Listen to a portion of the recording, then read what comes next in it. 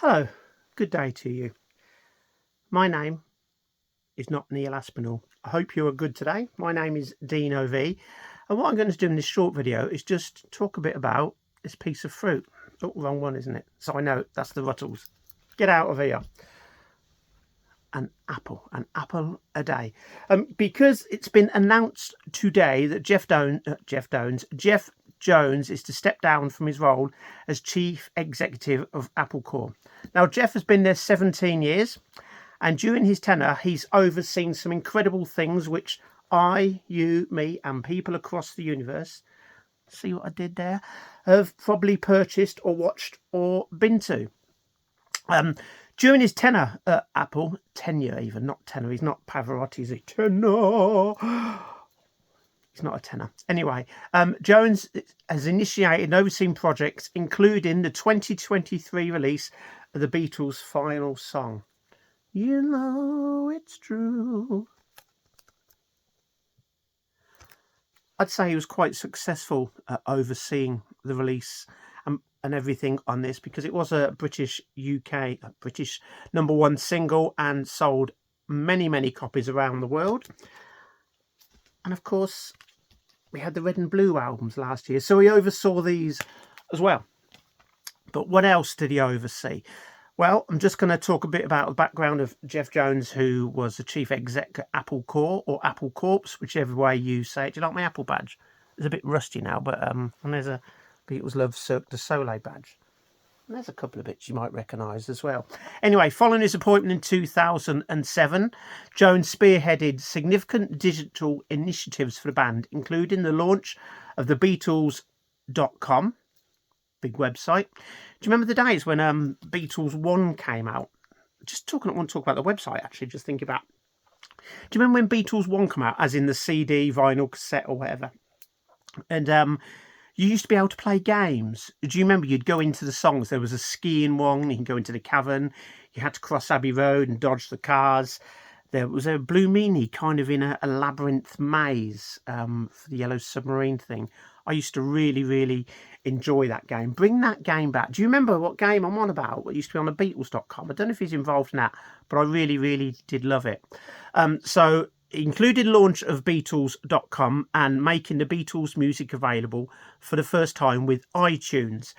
And Jeff also introduced the band to a new generation with the Beatles Rock Band game. I haven't got the Rock Band game. I have owned it and I've owned the system, but I never got to play the game, as in the Beatles Rock Band game. So do you know what? I must get that because I really love to play it. Jeff also saw Apple Corps' 18-year partnership with Cirque du Soleil for the Beatles Love Show in Las Vegas, which sadly closed quite recently, as well as a multiple award-winning catalogue reissues.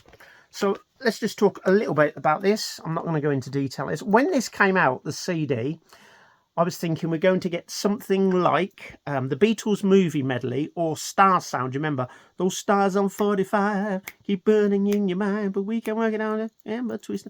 This happened once before. You know the track. I thought it was going to be something like that, and I also thought this is probably going to be tacky and quite awful when this came out. The truth is, when I purchased this and put it in the car, I was blown away, and I'm quite emotional and tearful. Do you know, I get emotional way too much. But I think it was when Here Comes the Sun come on. Was it Sun King backwards, and then it went into Here Comes the Sun? I was blown away, mesmerised by the music. Absolutely brilliant. So if Jeff is partly responsible for this, thank you from the bottom of my Apple heart, whatever that means, because I adore this album. I think it's very important. I never got to see the musical. How I'd love to have gone and seen the show in Vegas. Was it the Mirage Hotel, wasn't it? I don't know if you got the album or CD, or maybe you're not into it at all. Stunning images inside here as well, but the music's what counts, and obviously all the people involved in it.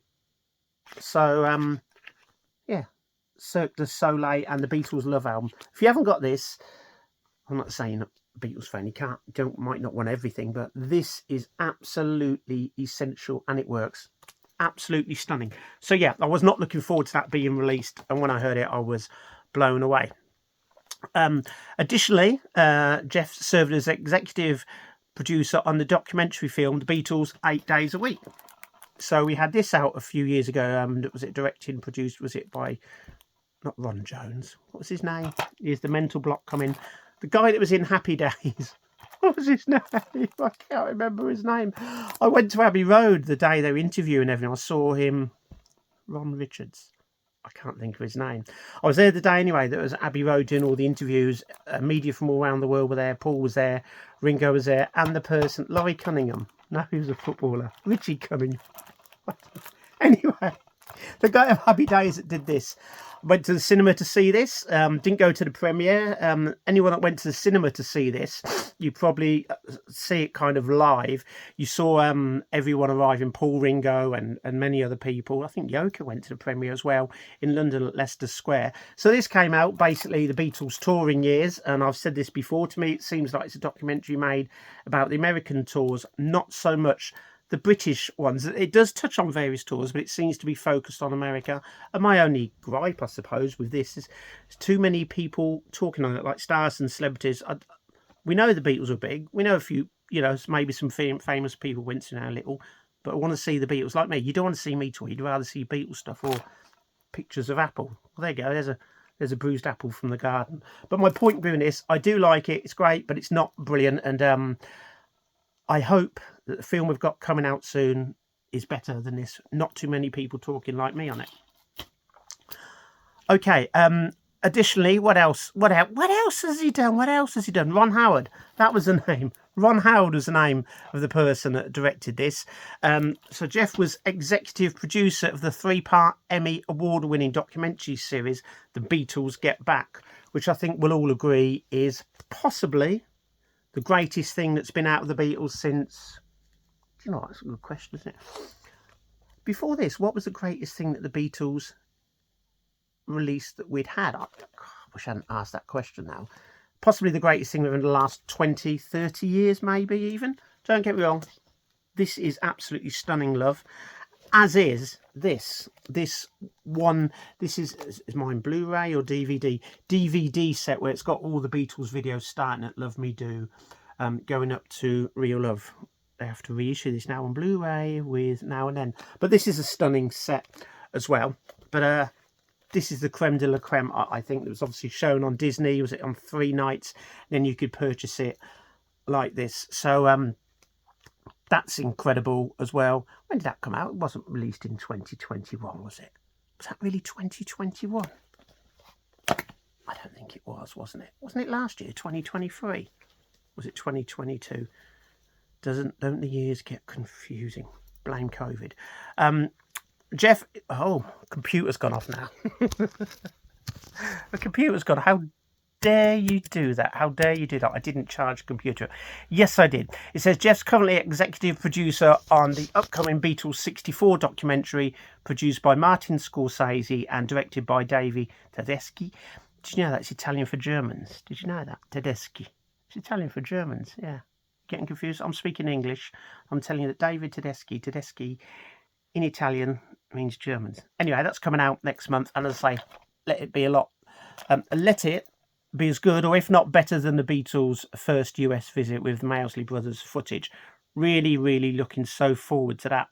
And Apple have said that the whole Apple Corps family wishes Jeff Jones all the very best. All the best, Jeff. And would like to express our sincere gratitude for his invaluable contributions to the company and the legacy of the Beatles, said a statement. So that's Jeff Jones stepping down after 17 years at the helm as chief executive of Apple Corps. And I don't know if you've been to Apple. I'm going to come on to Apple now. I guess he was involved in this as well, the Beatles singles collection, the singles. He wasn't involved in this book, but if you haven't got this book, I'm not trying to plug it. The Longest Cocktail Party by Richard DeLello, or Lelo, however you say that. This is an insider's story of what it was like working at the Apple offices and everything that's going on with all the artists, the member of staffs and everything. This has been reissued, but this is the original one. This is an absolutely cracking book because we're talking about this. So I don't know if you've been to the Apple office, what used to be Apple offices in 3 Savile Row. Here's an awful picture of me. Don't know if you can see that. Look at me. I think I look so Beatley with my John Lennon cap on. Outside number 3, Savile Row, London. And guess what? Silver rain was falling down. Now, back then, I'm not sure if that was 84. I think that was 1984, and I think that was the day of the Broad Street, not premiere, but preview. The premiere, the UK premiere, happened in Liverpool. Day after, it happened in London on November the 29th. 28th in Liverpool, 29th in London. Anyway, I think that was that day. That was a very interesting day, because that day I took my friend and I went down to London, and we blagged our way.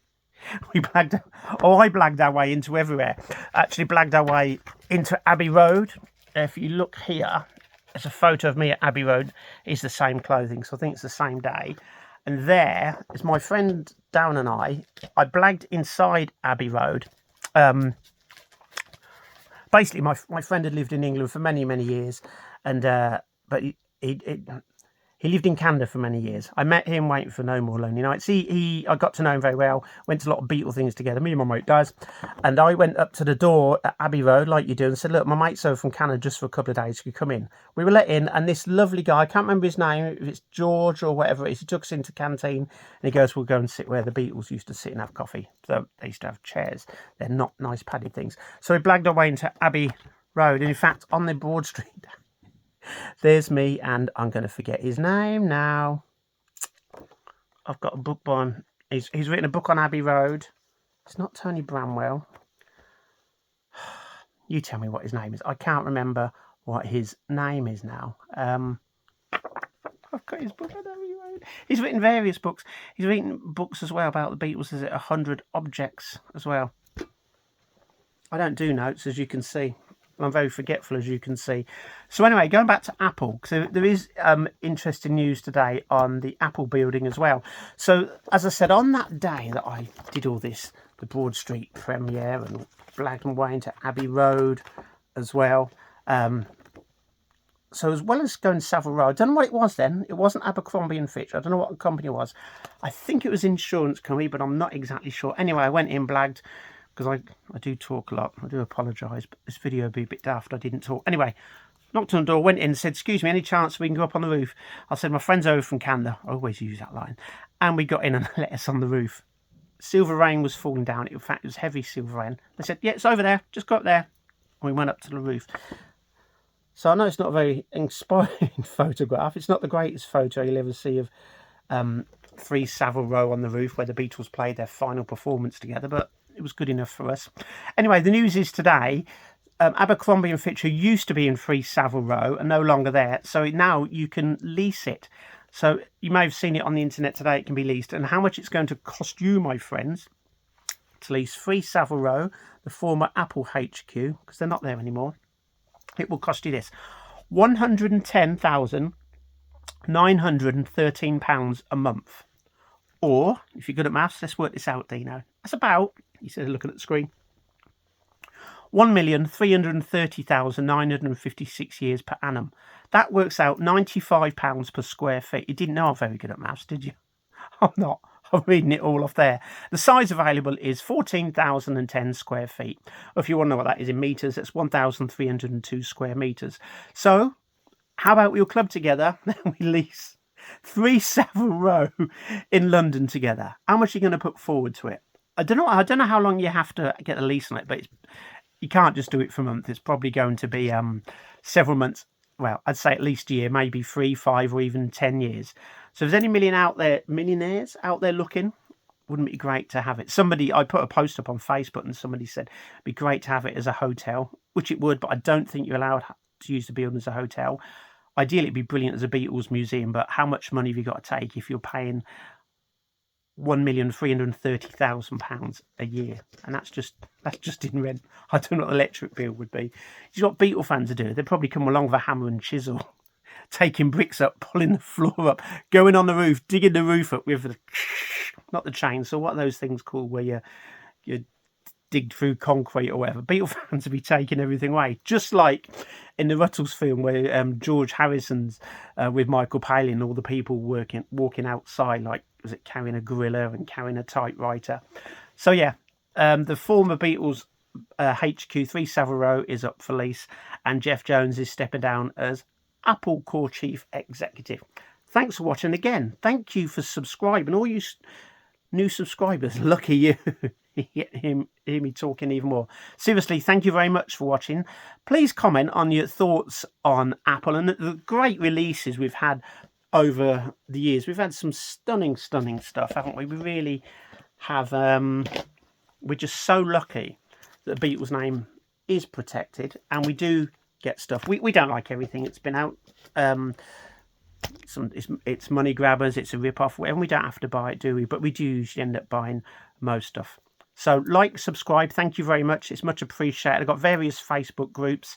And just so you know, if you're into John and Yoko as well, there's a special record collector coming out in, I'm going to sneeze, December on John and Yoko.